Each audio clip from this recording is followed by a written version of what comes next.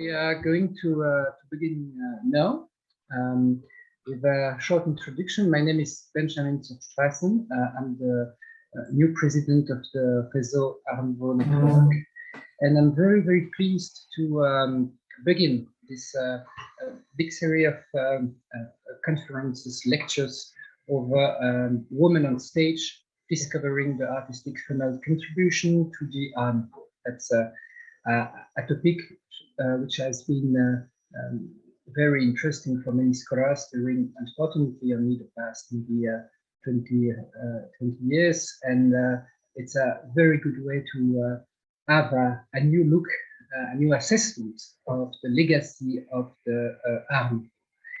And what is quite fantastic with this lecture series is that for the coming months, so this is the first lecture today, but we will have lecture for the whole year by many curators, PhD students too, because it's important for us also to support the young student, and we will have also many scholars from many countries, and that shows how the Arnovo network is very broad and open and intertwined in many countries in Europe, because we will have people coming from France, Czech Republic, Switzerland, Scotland, Hungary, and Belgium as well. So a very fantastic way to have a rather precise look about the Arnovo heritage in many different countries with new and interesting approach linked with the impulse and the importance of women in the development of the Arnovo. I strongly advise you to go to the Arnovo network website where you will be able to see the full program. There are many interesting lectures which are about to come, and it's free registration, very easy to be part of it on Zoom, unfortunately, and we hope maybe that soon we will have another lecture or study day with every one of you being present as well. So let me briefly introduce the speaker and the lecture of today. We begin with Mario Baeck. He's a post PhD researcher, and he's been graduated from the University of Ghent. His specialization is over historic building material, and more precisely about tiles. Could be ceramic, floor tiles, cement tiles, mosaic, material in general. And he's also member and of the board of the Ursuline Institute in Onze-Lieve-Vrouw-Waver, even more than a member, because I think you are general secretary of the VZW and the Ursuline Institute, isn't it, Mario? Yes, indeed. Yes. So it's the perfect way to have someone who is in the heart of this jewel of the Arnovo heritage in Belgium. He has been published many articles, and you can have free access to it on the website Academia. So if this topic is about building materials or about the Ursuline Institute, seems interesting for you. If you want to know more, you can join him on the Academia website to know more about that. And many articles are also not only about building materials and tiles in Belgium, but also in Europe. And in Belgium, there has been also research made by Mario Baeck about a very famous industry, which is Bock ceramics, and one of the most important industry in that field in Belgium during the 19th and 20th century. But let's go back to the speech, to the lecture of today, because on the Ursuline Institute in Onze-Lieve-Vrouw-Waver could be very interesting, because it's rather unique, as Mario will explain, to have such an institute ordered by nuns, by sisters in the Art Nouveau styles. Very often we are more used to see Art Nouveau being fashionable into more progressive or not religious part of the society, and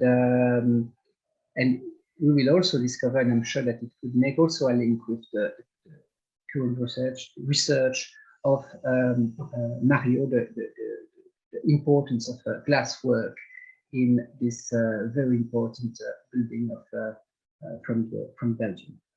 So thank you very much, Mario, to be the first one to be on Zoom with us for this big series, and we are all listening to you. Please. Thank you, Benjamin, for the nice introduction. The pleasure is all mine.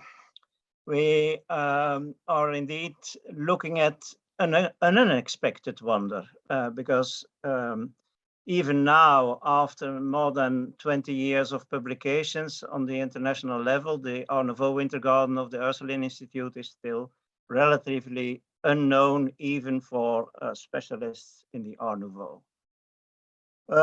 What is the Winter Garden in Art Nouveau? It's 200 square meters of leaded glass in Art Nouveau style. It has a central group of 4 female figures in Carrara marble in a symbolist style. It is colorful in daylight and in the evening rather mysterious. And it is situated, and that's already a first amazing element. It's not situated in a big city, but in a small village in between Antwerp and Brussels, close to the city of Mechelen. It's indicated with a star on the map of Belgium, where Onze-Lieve-Vrouw-Waver is situated. Why was it built? That's a question we need to look at. Why made Catholic nuns such a bold choice for Art Nouveau? Benjamin hinted already in that direction. It's quite unusual in the Catholic way of thinking to embrace Art Nouveau. And why has the Winter Garden a rather unique place in the European Art Nouveau context? It starts in 1841 as a primary school, and to gain sufficient money, the Ursuline sisters started also in the same year, a few days after the primary school, a boarding school. The education was meant for girls, according to the principles of the Italian Saint Angela Merici. She was in the 16th century, one of the Catholic figures who thought that education for women was important. And she was inspired by the Jesuits in Spain, who founded shortly before Angela Merici founded the Ursulines, the Jesuit congregation, also for high-level education for boys. In Onze-Lieve-Vrouw-Waver, soon there was a sound financial structure set up from 1859 onwards by shares for a Société Civile. That's rather remarkable for a few sisters. There were with 8 to have the idea to create a Société Civile. In 1863, there started a teacher training college, which was rather prestigious for the sisters, because from that time on, religious congregations from the rest of Belgium, the Walloon part, Brussels, the Flemish part, all came to Onze-Lieve-Vrouw-Waver to attend the courses at the teacher training college. And also the boarding school developed fast to an international renowned boarding school under the direction, as you can read, of the Ursuline nuns at Wavre Notre Dame, as it was then called in French. The clients were well off. Nearly 1/3 of the 600 pupils around 1900 came from abroad. There were girls from Germany and the German-speaking countries. There came girls from the UK and English-speaking countries like Australia and the United States. There were many girls from Latin America and other Spanish-speaking countries. And why came they all to Onze-Lieve-Vrouw-Waver? What were their advantages? They came to Onze-Lieve-Vrouw-Waver, to Belgium, for a top education in French that was given by well-trained teachers with an official recognition of diplomas, what was rather exceptionally in the 19th century world for girls. And there was an enormous easy access through the port of Antwerp. Belgium had the first railway for carrying persons that ran from Brussels to Mechelen and to Antwerp. And there was, from the 1880s onwards, a steam tramway to Onze-Lieve-Vrouw-Waver, so you could reach past with between brackets the convent and the institute. There was a profusion of didactic material to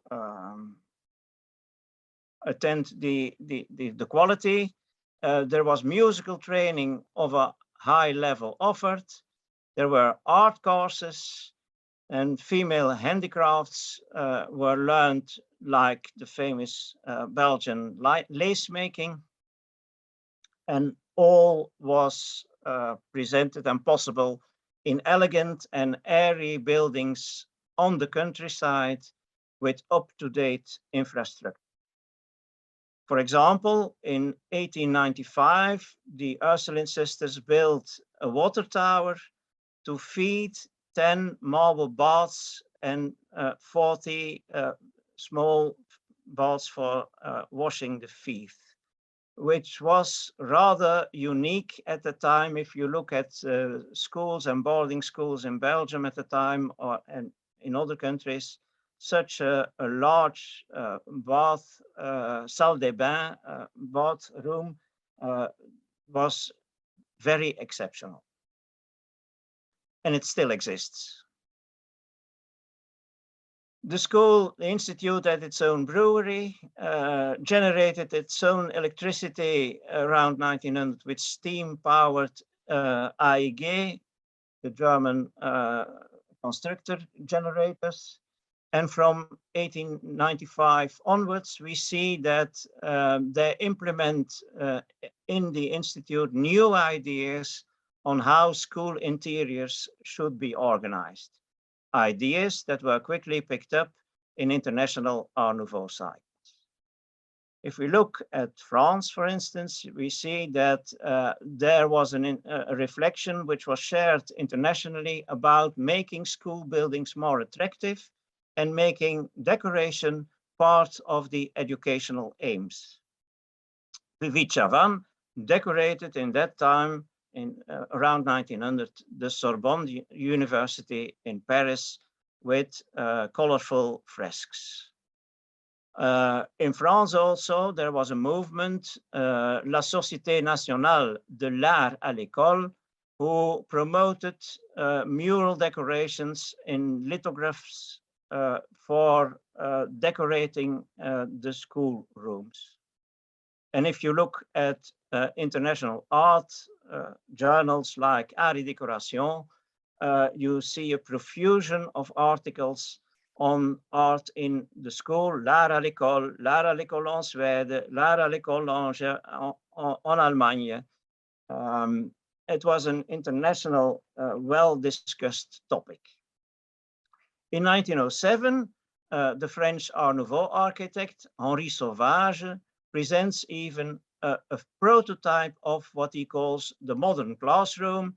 And if you look at the picture, you see indeed in the room colorful lithographs on the walls, nice painted flowers on the walls also. and air and electricity. In England, we see the same movement. They're organized around the Fitzroy Picture Society, who stimulated attractive wall decorations already from 1883 onwards. And books were published on moral mural decoration and promoted for application in school buildings. It was really international. For instance, in Sweden, Carl Larsson built schools in Göteborg and Stockholm with colorful decorations in the main halls. And the steel multinational Krupp in Germany even built a school for girls with 6 classrooms, all in a different historical style. So that after 6 years going to school, you knew everything from Roman and Greek architecture to Renaissance, to Baroque, to Rococo, all was present. What were the ideas behind that? You can read it in German or in English. Art and the feeling for art should be aroused in the child. The eye should be accustomed to the beauty. The taste should be formed in confrontation to the purest forms of art of all times.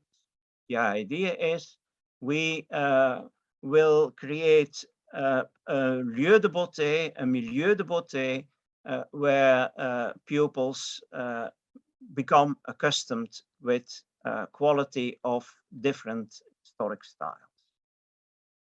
In Belgium, the movement was picked up. There was the lithographer De Ricker and Mendel in Brussels, who asked well-known artists like Henri Cassiers to create a series of Art Nouveau posters with an educational background. And we see, indeed, in Belgium, around 1900, several schools which pick up the ideas, the modern ideas of l'art à l'école, art at school. Most famous are the city schools of Henri Jacobs in Brussels, with decorations by the now worldwide known Art Nouveau poster artist, Privat-Livement. And I'll show you some of his decorations here in the teacher training college, Émile André, in the city school at Koekelberg, in the Athénée Fernand Bloem in Schaerbeek. Still in Art Nouveau style, but built in 1913, 1922. These ideas circulated mainly in progressive circles, but we see already in 1896, Abbé Muller, a priest, introduced these modern educational approaches to the Belgian Catholic world in a portfolio like L'Art Appliqué. And if we read what Carton de Vuillard says about Henri Muller, la beauté et la foi ne faisaient qu'un. Beauty and religious belief are one. We see that also with the Ursuline sisters in Onze-Lieve-Vrouw-Waver, in order to make their difficult choice for Art Nouveau, because Art Nouveau in Belgium was closely associated with socialism, anarchism, progressive liberalism, in order to make it acceptable for the Catholic people. They say art that is so close to nature, and nature is made by God. So we as Catholic people, we can embrace this new style also.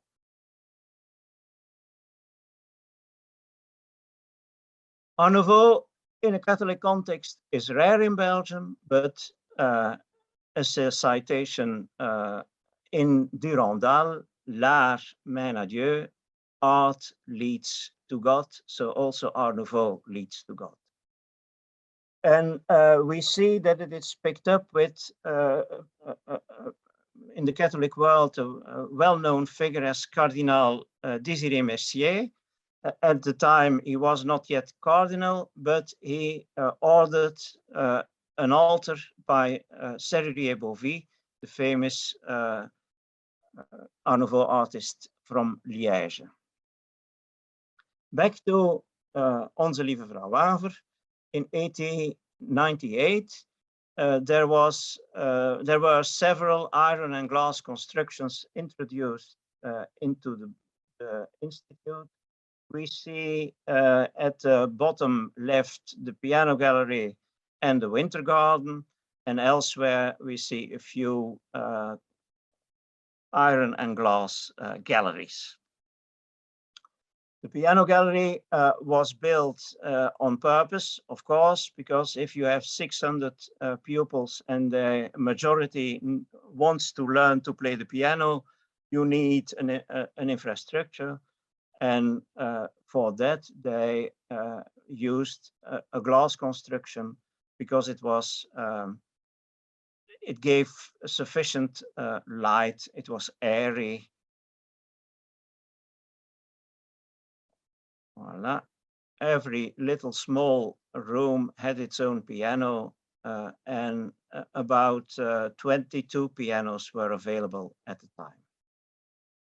It is still standing with etched glass in Art Nouveau style and a Carrara marble sculpture of Saint Cecilia, influenced by the symbolism that was popular at the time. In 1900 followed the building of the winter garden, adjacent to lodging rooms for visitors. It was a stylish reception room for visitors. Imagine you have 600 pupils, 200 of them come from abroad, many from overseas, from Panama, from Brazil, from Australia, from Persia. If they came to visit their little girls, they wanted to stay more than an afternoon. They stayed in one of the two hotels in the village, or they stayed lodged in the building, in the institute itself. And they could gather in the winter garden as a sort of hotel lounge. It was built in the farmhouse tradition, full of big plants, with educational decorations, of course, in the gallery around, according to the principles of l'art à l'école, with Art Nouveau tiled dado by Villeroy and Boch Metlach. And until now, the architect is sadly unknown, but it can be the engineer René Tochebeu, because a similar construction, which has now been demolished, has a stamp on the back with his address. So he made probably the construction, or he was one of the main designers of the construction. In 1906, we see that in the specialized literature, L'art à l'école et au foyer, a journal, the winter garden was acclaimed as splendid. Le grand parloir du couvent des Ursulines à Waver Notre-Dame est transformé en splendide jardin d'hiver. Les murs sont décorés de jolis sites de tout le pays. D'autres salles sont ornées de paysages suisses et d'épisodes de la légende de Saint-Ursulin. It is an environment still now that breeds a female approach and brings subtle messages in leaded glass and sculpture. Which messages? We will have a look at. At one side, we see a morning scene with an heron, a symbol of meditation and balance, and a rising sun, the symbol of renewal of the day, but also in Art Nouveau, a symbol of the renewal of the art. It was very popular in Art Nouveau architecture all over Europe. and we see it in leaded glass in Eastern Germany.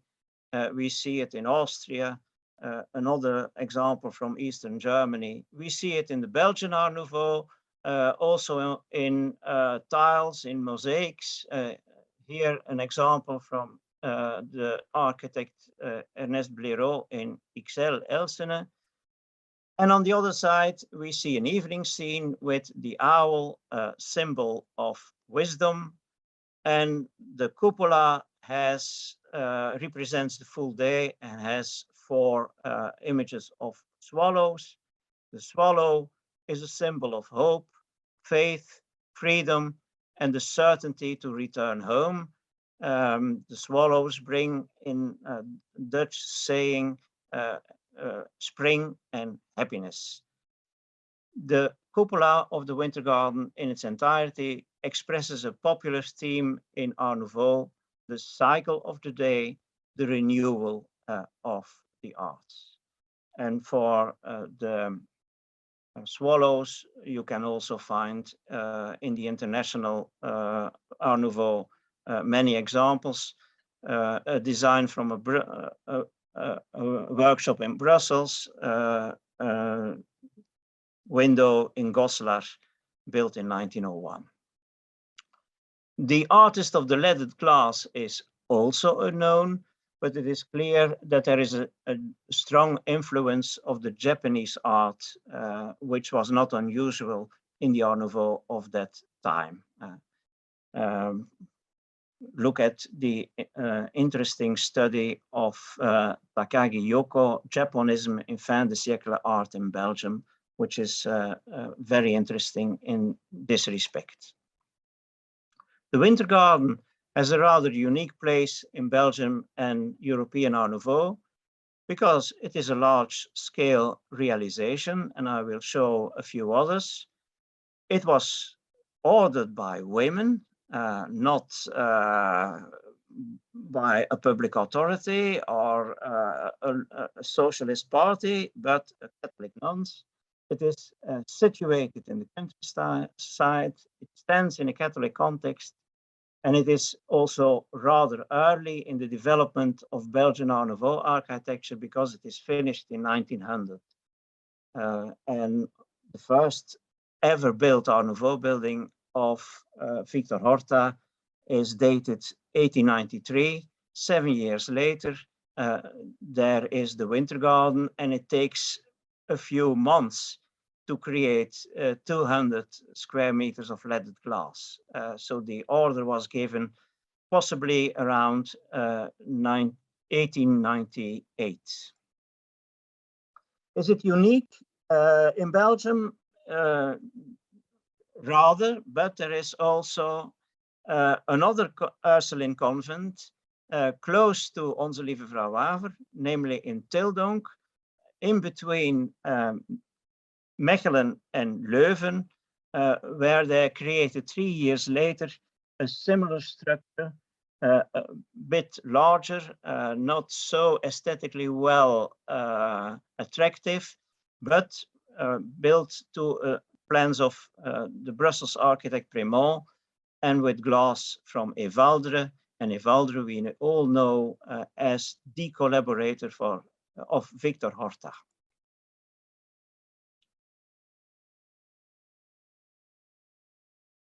Glass cupolas were not unusual. We see here the Hotel van Eetvelde by Horta and Evaldre. Horta and Evaldre also made the cupola of the Hotel Solvay. Glass windows in a private hotel Saint-Benoît, Riva-Livemont, and in smaller buildings like this example from Gustav Strauven in Schaerbeek. A veranda, and also well known in Belgium, I think, is the Maison Léon Losseau in Mons. Internationally, we have spectacular examples: Nancy, the Crédit Lyonnais; Paris, La Samaritaine and the Galerie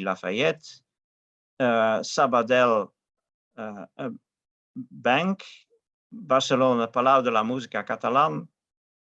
Russia, St. Petersburg, the Grand Hotel Europa.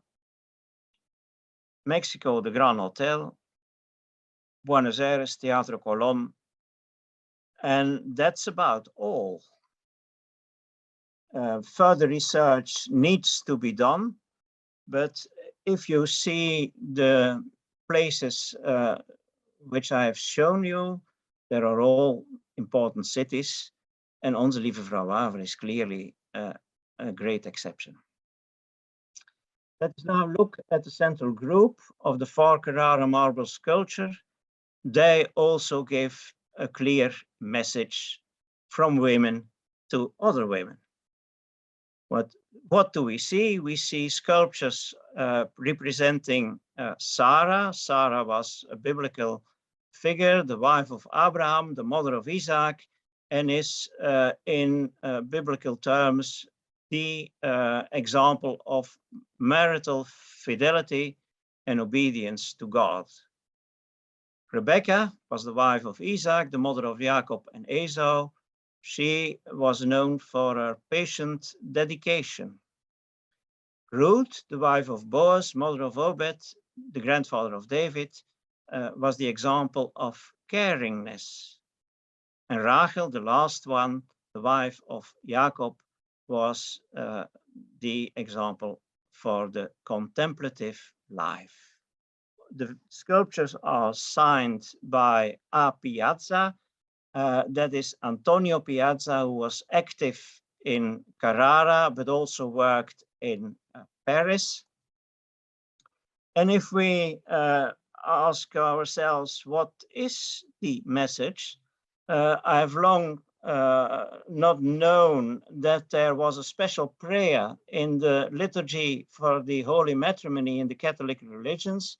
In the Book of Common Prayer, when the women gave her vows to her husband, the priest said that this woman may be loving and amiable to her husband as Rachel, wise as Rebecca, faithful and obedient as Sarah.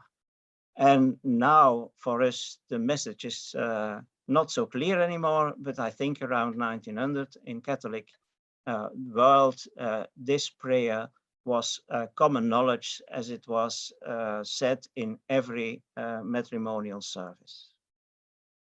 To show you the quality of the work of Antonio Piazza, some other images of his sculptures elsewhere in museum and in private collections. Nice, attractive female. The Winter Garden has suffered in the World War I. We see that the Belgian army tries to stop the German invasion in 1914 in the region of Onze-Lieve-Vrouw-Waver, Sint-Katelijne-Waver. The result of it is that large part of the institute were completely devastated.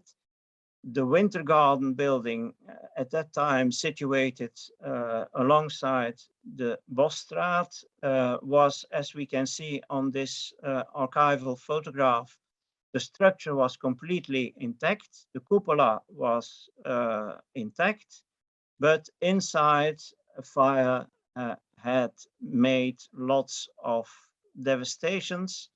But the glass cupola, as we can see, the colored glass seems to be in situ and was, that we know from the tradition, was more or less intact, also a little damaged. The Ursulines could not work during the duration of the First World War. It was not possible in that devastated institute to start again with education, but they launched on their brief paper, "On y revient quand même," we will come back, even after the devastation that followed the swallows. The rebuilding campaign started in 1919. It took until 1925 until everything was finished. The piano gallery and the winter garden were moved in that operation. There were given some changes to the structure. 5 big leaded glass windows were added and 2 small ones in the side galleries. And that's what we now see when we enter the winter garden. We don't only see the cupola of 1900, but also the leaded glass windows, which were added in 1919, 1920. Those windows we know were made by Henri de Rom in Brussels, a peintre verrier which was rather well known at the time. And he was already active around 1900, so it is possible that he is the author of the winter garden, but certainty there is none. In the newly added windows, we see a clear influence of Art Deco. If you look at the roses, they are more geometric. You see still the Art Nouveau influence, but it's developing more towards the geometrization of the Art Deco. And that's quite logical because Henri de Rom was very open to the new Art Deco style. In the Paris exhibition of 1925, he worked together with Paul Lamès for the Belgian section, the Boutique d'Art. Such a landscape in multiple windows as was added in 1919 was not uncommon in Art Nouveau leaded glass. You see it in books which present ideas for moderne Kunstverbasungen, and you see it in the work of world famous Art Nouveau artists like Jacques Gruber. Also reconstructed because the originals were severely damaged, were all the etched glass windows. They were renewed, they were newly made to the original designs, also by Henri de Rom. And if we look in detail, we see that some elements in the etched glass come back in the rest of the architecture, as the water lily on the Villeroy and Boch tiles is repeated. The etching technique is very interesting because you have different finishes. You can have transparent or matte finishes.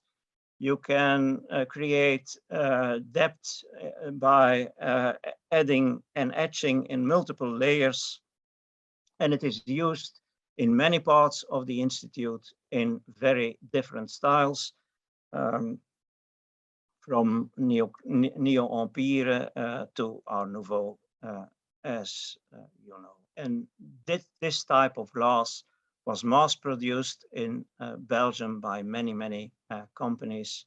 I've already collected about 40 catalogs from different firms who were on the market with clear Art Nouveau designs. The winter garden had in its first and in its actual condition a protective double dome.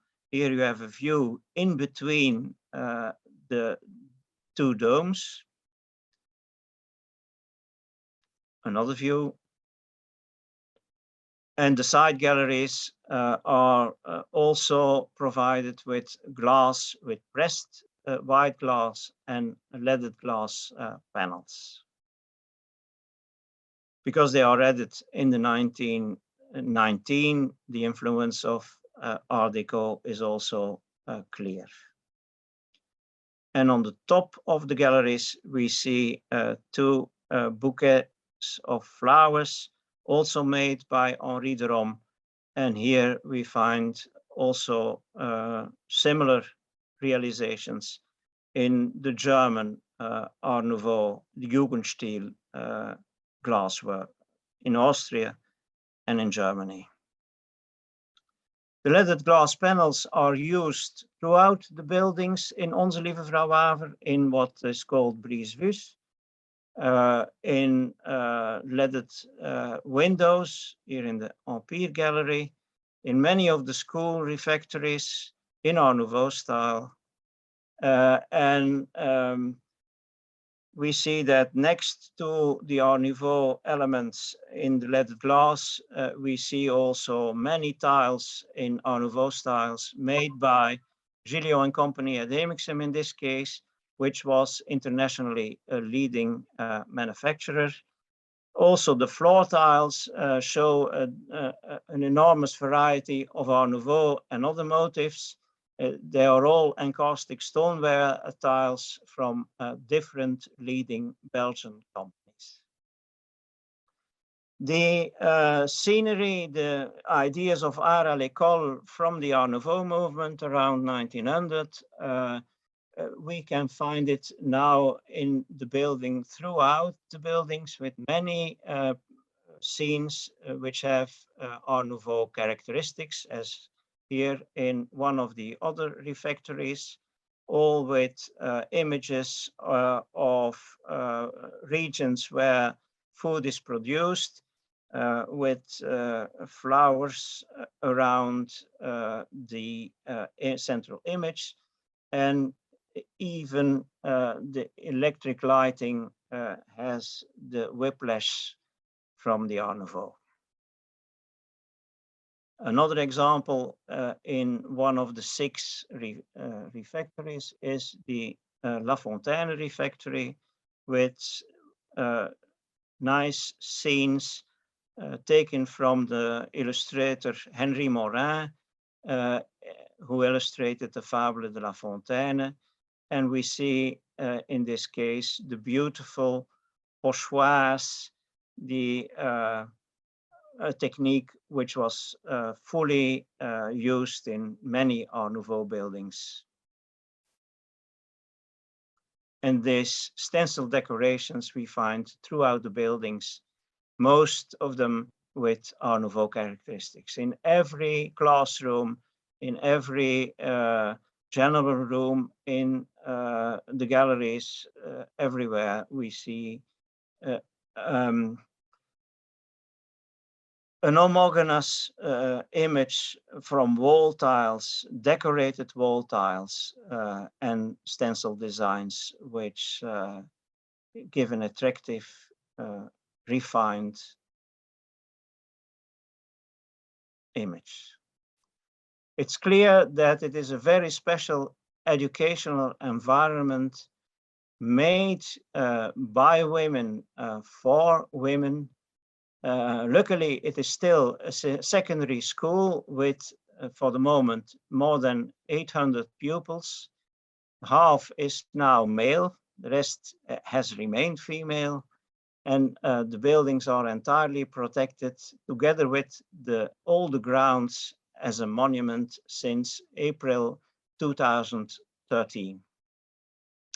Before COVID, we could greet 16,000 visitors in 1 year, and you also are very welcome. If you want more info in Dutch, you can have the website www.visitwintertuin.be, and you have at the top right hand buttons to change to English, French, and German.